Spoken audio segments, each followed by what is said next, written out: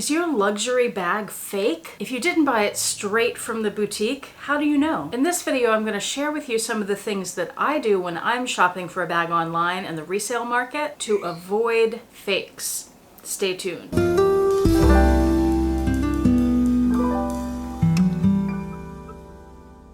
Hi YouTube, Autumn Beckman here. Welcome to my channel, or welcome back to my channel. My channel is all about luxury living on a budget, from high-end luxury handbags and small goods to the everyday luxuries of life. If that sounds interesting to you, please make sure you subscribe, click the bell notification icon to be notified when I post new videos, and be sure to like the videos that you enjoy. And one of the perks of subscribing to my channel is you get to see my community post on your YouTube homepage, where I post deals, discount codes, sales, and rare finds related to these beautiful things we love. This video is a result of a comment I received asking me to do a video talking about the RealReal because it is a well-known fact that they have been known to sell fakes sometimes. Well, here's the truth about that. I'm gonna make an educated guess here that any platform that is as big as the RealReal, and there are lots of them online that sell pre-loved luxury goods en masse, that fakes are gonna slip by sometimes because not everybody working there can be an expert on every brand or every bag from one brand or whatever it may be. So in this video, I'm not specifically addressing the RealReal. I don't work for them. I don't know their policies on how things are checked. But what I can do is tell you what I do when I'm shopping online. I would guess that a lot of you don't do these things, so I think it may be very helpful for you to feel more confident when shopping for pre-loved luxury bags online. Let me give you a caveat here. This video is not about how to authenticate bags. I can't do that. I'm not trained in it. But these tips can help you avoid some fakes. The main overarching thing that you have to do is educate yourself. Whatever item you're considering buying, learn everything you can about it. One of the first things I do is go to YouTube. I find all the videos I can find on that bag, and as I'm watching them, I'm looking at the bag and I'm listening to what people are saying, because you know that's what you do when you watch videos. But I'm paying attention to the details. I'm paying attention to how the bag moves. Of course, in a listing when you're buying, you can't see how it moves, but once you get it, you can. I'm paying attention to the textures and the colors and the sheen. That can sometimes be different because of the lights that we use. But you can learn a lot from these YouTube videos, as I'm sure you already know, so that would be my first resource. Next, if possible, visit the bags in the store. Get acquainted with it, feel it, look at the details, feel the texture, get a sense of the color, the grain of the material, the proportions. And by the way, that doesn't mean just visiting the boutique that makes it. You can also go to places like Saks or Neiman's, where they have a variety of bags from different brands. That's usually what I do. But if it's not a current bag, so you can't visit it in the store, then search online and be sure that that brand even made that bag, or maybe made it in that color or that material or that size. And if you can't find it online, that doesn't mean they didn't make it, because it could be a rare bag that's hard to find online. But just about everything is out there, so that is usually helpful. Next, compare photos online. Not only comparing the listing that you're looking at with other photos, but compare other photos like from different websites as well. Again, look for details. Look at stitching, look at construction, look at colors, textures, materials, all those things again. Look for subtle differences. And then one of the most helpful things that I ask, especially if I'm not very familiar with an item, is this item likely to be faked? I have been very surprised at some of the things I have found fakes for. To find this out, try to find fakes sold online of whatever bag you're looking at. Yesterday, I was looking at a Fendi baguette that's a really unusual one that I've never seen before. It's patent leather around the edges, and then it has shearling in the middle with stripes on it. And I thought, surely that's not been faked. That's not a super popular bag. That's not a bag a lot of people are looking for. Sure enough, I looked it up online, found fakes right away. And they don't have to be high-end luxury designers to be faked either. Of course, Coach is one of the most faked brands, but so is Tory Burch. I was recently looking at the Tory Burch Lee Radziwill double bags, found a few videos on YouTube comparing real ones with fake ones, and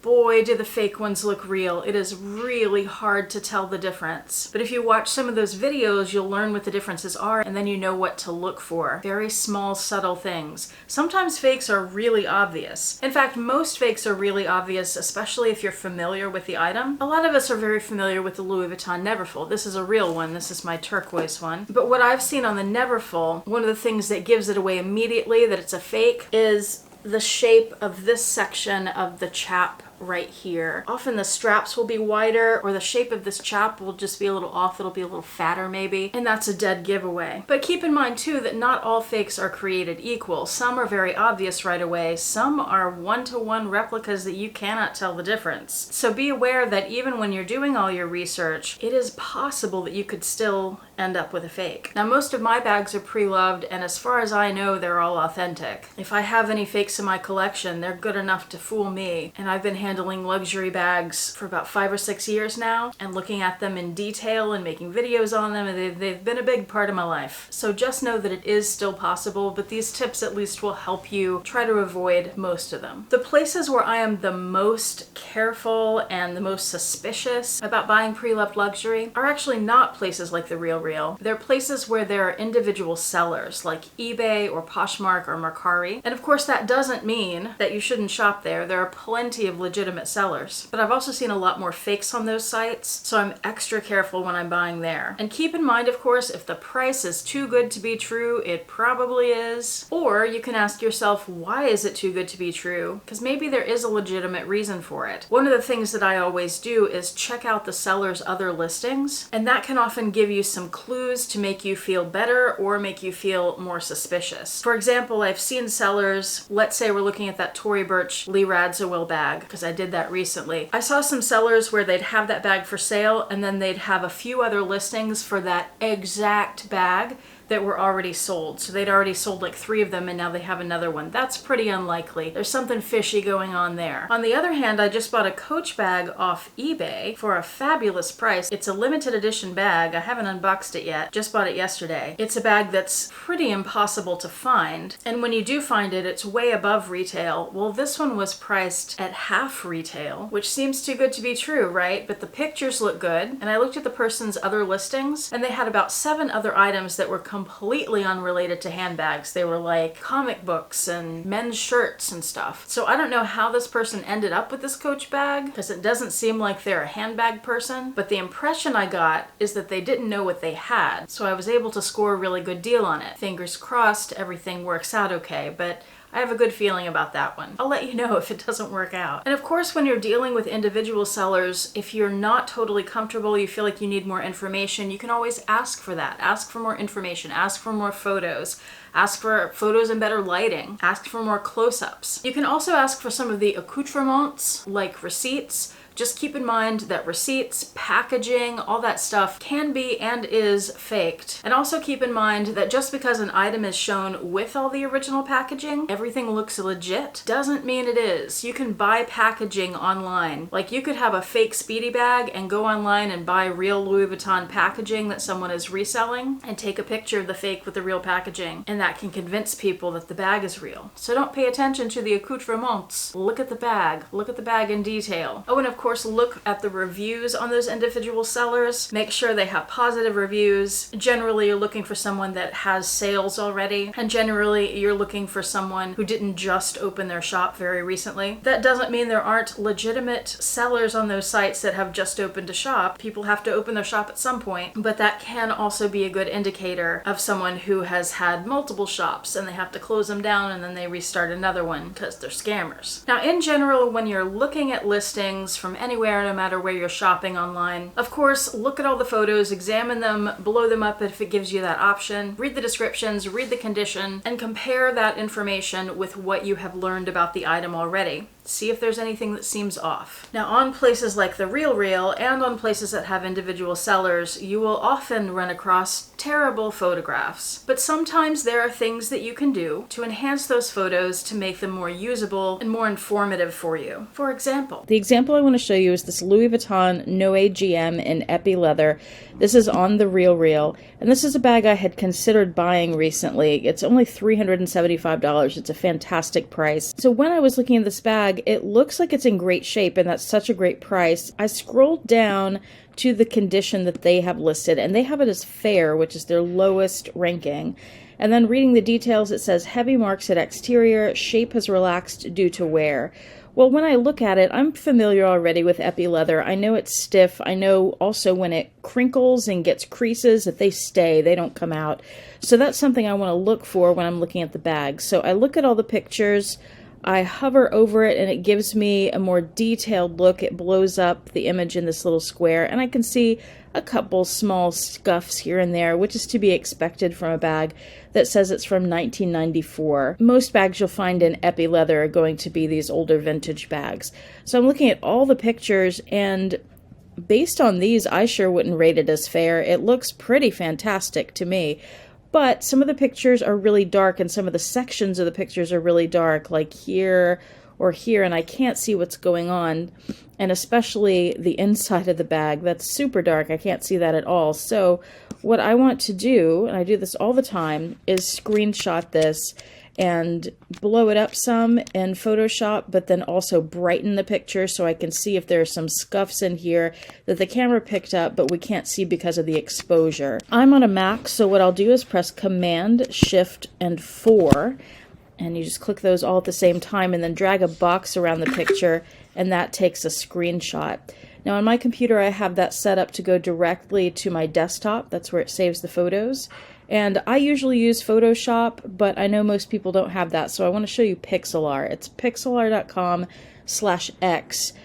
This is also pixlr.com/e. It's another version that you could use. It's a little more advanced. I use this with my students at school. And this is a free online photo editor. The /x is the more basic version, so I'll show you just a couple things real quick. You'd click Open Image, and then you'd find wherever your image is. So mine's saved to the desktop, that's where I am. I'll scroll down to Screenshot, and it's the very last one. Click Open, and I'm gonna create a new layer here if it asks you that. All right, so here's the image. If I go over to the toolbar on the left, right below the scissors, there's Adjust and Filter. If I click that, it gives me some basic photo editing tools. One of those is light. That's where I'll get the exposure and be able to drag this over to make the picture brighter. I could also play with brightness, and you can play around with the other ones there too. And once I do that, you see that there are some marks on the bag that we didn't see before. So that's really helpful. Let's do this one more time, looking at the inside of the bag. So I'll click on the inside photo. On my Mac, Command Shift 4 to take a screenshot. There we go. I'm going to close this image by clicking the close button. Click Open Image, open the screenshot I just took. There it is. Again, go to Adjust and Filter, and just take that exposure up. And I can see the inside of that bag is pretty nasty looking, which we could not tell if we hadn't have brightened the photo. It looks like it has a lot of staining down there. So the outside of the bag had a few scuffs. I'd be fine with that for a bag of that age and in that condition. It really looked pretty great to me.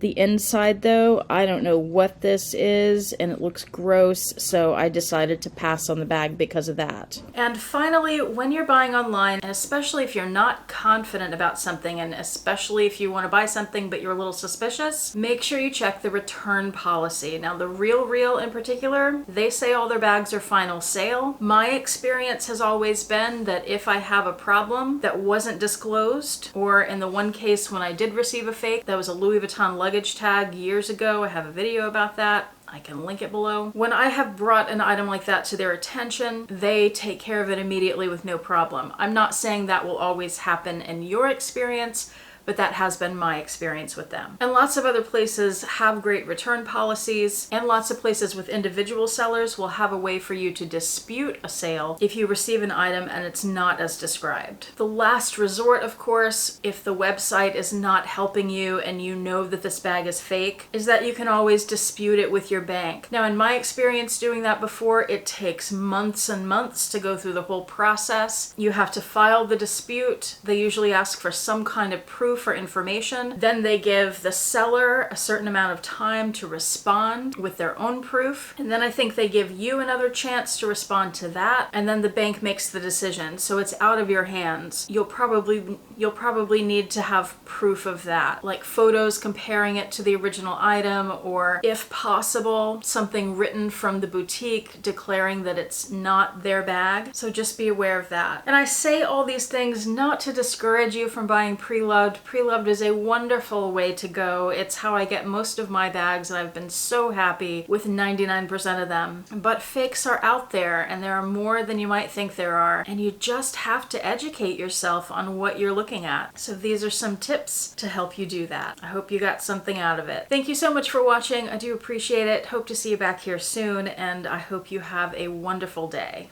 Bye.